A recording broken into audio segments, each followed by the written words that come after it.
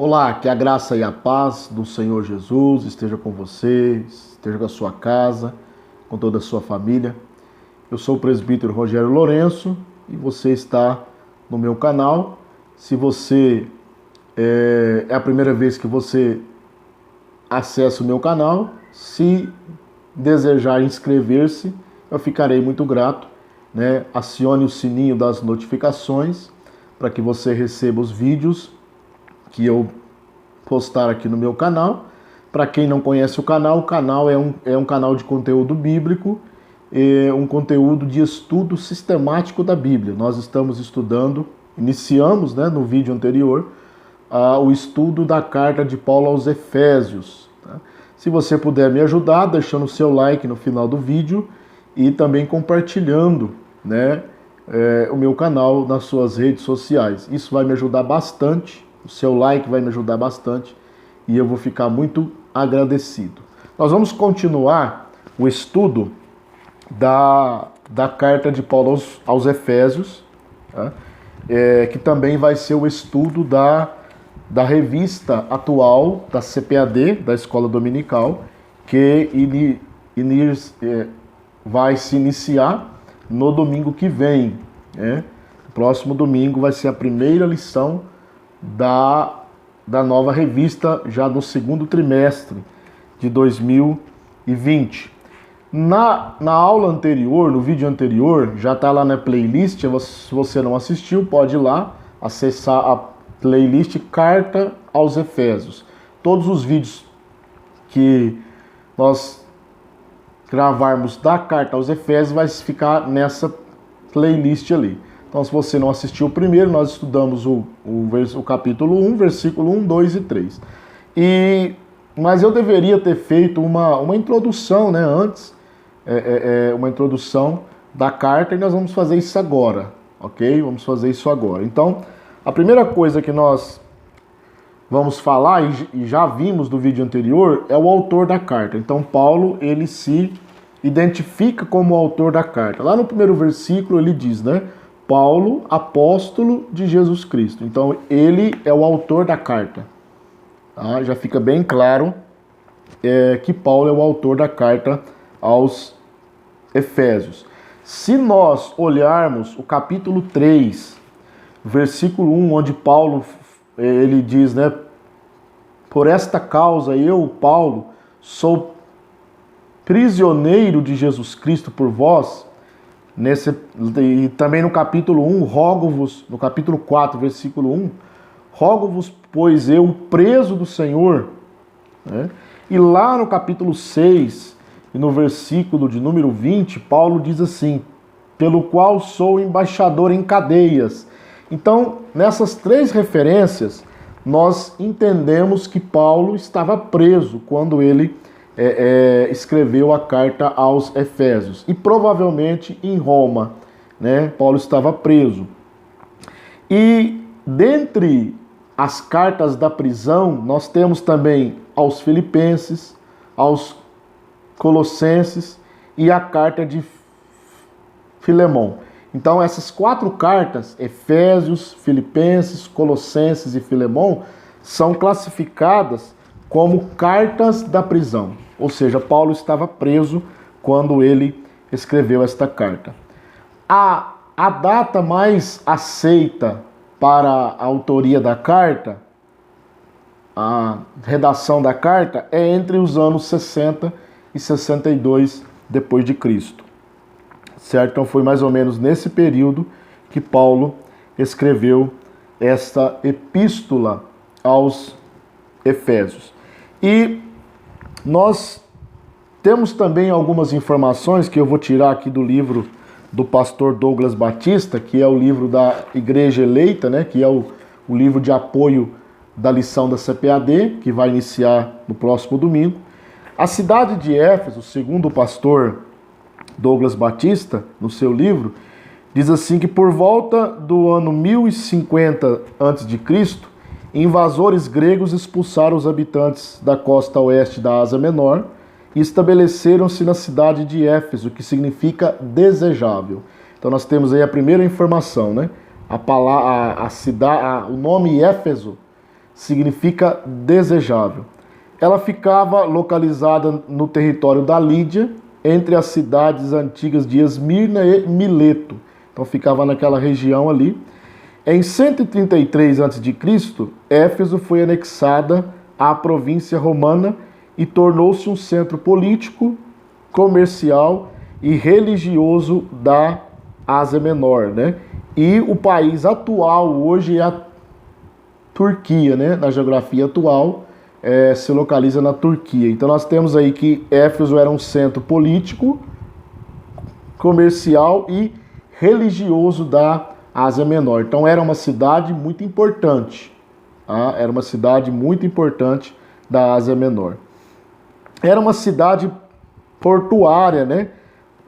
Que tinha um porto que desaguava no Mar Egeu. Então, por ser uma cidade portuária, então o comércio era muito forte em Éfeso, porque tinha acesso de navios, né, mercantes, e ela ficava situada numa posição estratégica. Então isso era muito bom para Éfeso e trouxe muita riqueza, né, e também muita religiosidade. Nós vamos ver aqui no próximo ponto sobre isso. O autor continua dizendo assim: por causa dessas boas instalações portuárias e das várias estradas que ligavam a cidade ao vasto Império Romano, Éfeso alcançou a posição de grande metrópole, né, com mais ou menos cerca de 500 mil habitantes. Então, uma cidade um pouquinho menor do que Ribeirão Preto, né? Para aquela época, uma cidade de 500 mil habitantes era uma grande cidade, né? Então, Éfeso, por ter este porto, essa posição estratégica, né, ela chamava, né, era um convite para se morar em Éfeso, porque ali tinha muito acesso ao comércio, né, ao lucro. Então, Éfeso era uma cidade grande, lá para aquela época, né, grande, com cerca de 500 mil habitantes. A religião de Éfeso,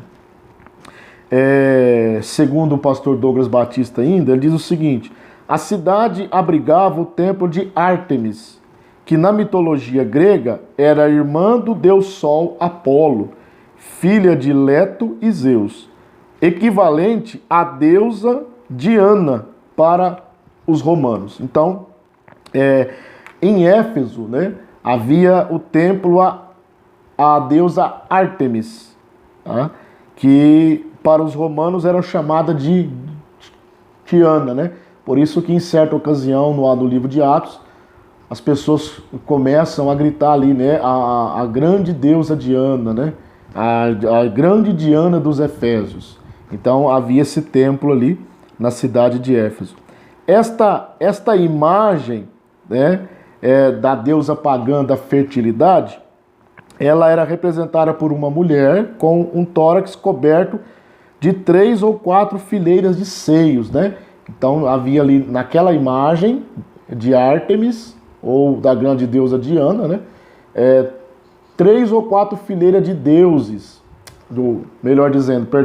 de seios, né, simbolizando a fertilidade, né, ou a amamentação, né, a fertilidade,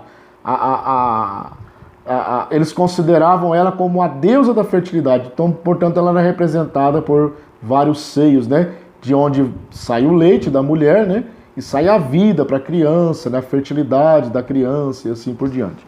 Tá? Ela personificava os poderes reprodutivos de homens e de animais. Então, ela era considerada, como eu já disse, a deusa da fertilidade, né? Então, nós temos aqui algumas informações sobre a cidade de Éfeso, né? E a sua religiosidade. A cidade, ela foi fundada, né? A igreja, melhor dizendo, foi fundada pelo apóstolo Paulo, né?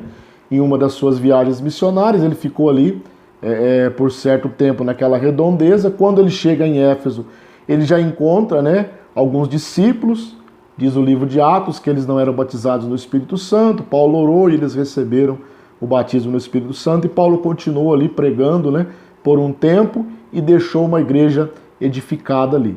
Agora, ao que tudo indica, ele está preso, tá? Ele está preso, e agora ele escreve uma carta aos Efésios, né? Dando algumas instruções. Como eu já disse no vídeo anterior, a carta aos Efésios, ela é uma carta de uma profundidade espiritual muito grande, tá? É uma das cartas mais profundas de Paulo, né? Eu até disse no vídeo anterior que eu considero as duas, né? Uma das duas cartas mais profundas de Paulo, né? Aos Romanos e aos Efésios. Então, depois desta parte introdutória, né? Da cidade, da religiosidade da cidade, nós vamos continuar o estudo dos versículos que nós paramos no vídeo anterior. Então, no vídeo anterior nós estudamos o capítulo 1, versículo 1, 2 e 3. Vimos o autor, os destinatários, né? E também a saudação. Agora, nós vamos iniciar o versículo 3. O versículo 3, não, o versículo 4. O versículo 3 nós já estudamos no vídeo anterior. No versículo 4 diz assim: como também nos elegeu nele antes da fundação do mundo, para que fôssemos santos e irrepreensíveis diante dele em amor. Versículo 5: e nos predestinou para filhos de adoção por Jesus Cristo, para si mesmo, segundo o beneplácito da sua vontade. Aqui nesses dois versículos, nós temos uma doutrina básica da Bíblia, que é a doutrina da eleição, ou da predestinação. Nós temos pelo menos dois grupos, né, religiosos que divergem de como se dá essa predestinação. A primeira coisa que nós temos que entender é o seguinte: a doutrina da predestinação é bíblica. Eu acabei de ler, né? Ele nos elegeu e ele nos predestinou. Então a primeira coisa que nós temos que entender é que essa doutrina ela é bíblica, tá bom? Essa doutrina é bíblica. Agora, a divergência entre os dois grandes grupos, né, que é o arminianismo e o calvinismo, é em como se dá essa eleição, né? Como se dá essa eleição. Os arminianos, eles entendem que esta eleição e esta predestinação, ela se dá na presciência de Deus. Ou seja, Deus elege as pessoas, os salvos, os eleitos, na sua fé que ele já previu. Então Deus já sabe quem vai crer, Deus já sabe quem vai ficar firme até o fim, e esse ele elege. De uma forma bem básica, em linhas gerais, o arminianismo ensina isso, tá? De uma forma bem genérica mesmo. Deus escolhe, né, baseado na sua presciência. Ele já conhece quem vai ser salvo, então ele já elege esta pessoa que ele sabe que vai perseverar até o fim.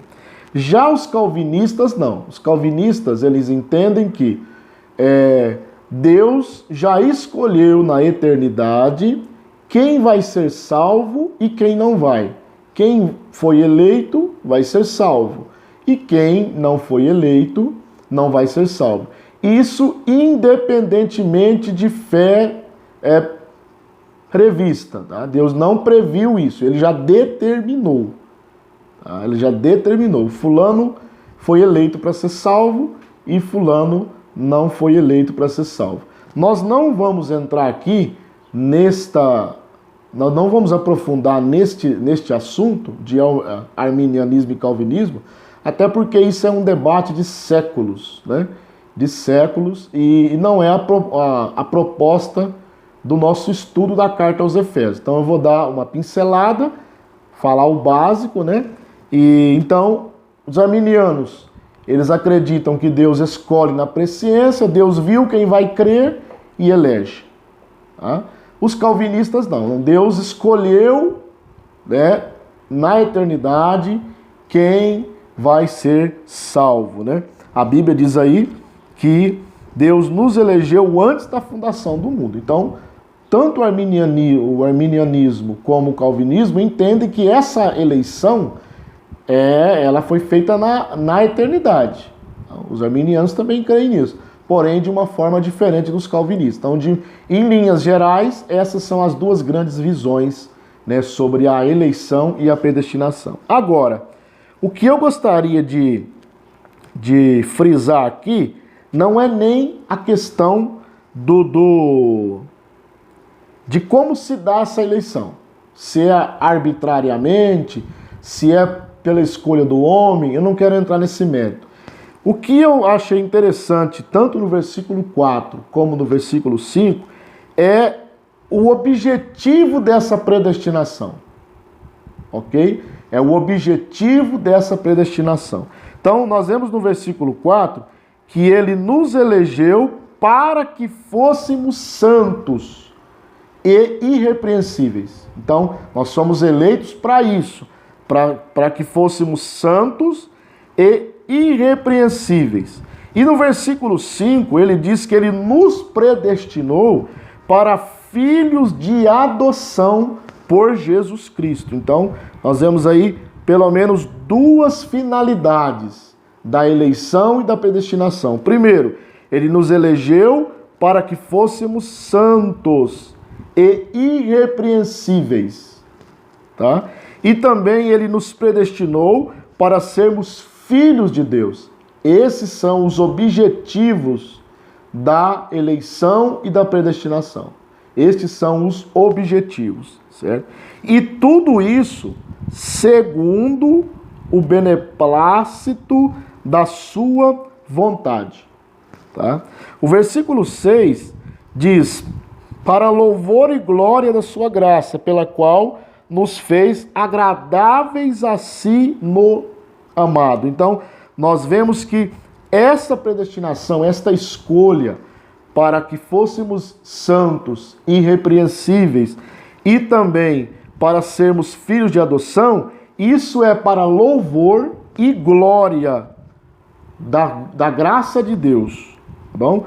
E isso nos fez, aqueles que aceitam a Cristo, que foram eleitos, né? Aí nós não vamos entrar no mérito de como é essa eleição, já falei, mas existem os eleitos.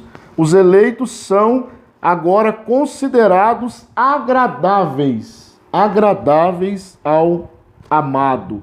Então, nós temos aí, estudamos aí o versículo 4, 5 e 6. Nós não vamos fazer vídeos muito grandes, tá? Para não ficar cansativo. Então, já estudamos aí do versículo 1 até o versículo 6. No próximo vídeo a gente continua no versículo 7. Lembrando, não deixe, né, não se esqueça de deixar o seu like e se inscrever no canal. Acione o sininho das notificações.